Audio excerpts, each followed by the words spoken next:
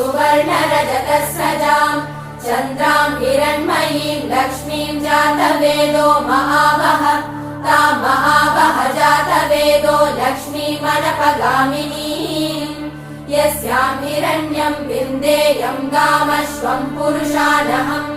अश्वपूर्वाम् रथमद्याम् हस्तिनादप्रबोधिनी श्रियम् देवीमुपह्वये श्रीर्महादेवीर्जुषताम् ताम् सोऽस्मिताम् हिरण्यप्राकाराम् मात्राम् ज्वलन्तीम् तृप्ताम् तर्पयन्तीम् पद्मे स्थिताम् पद्मवर्णाम् तामिहोपह्वये श्रियम्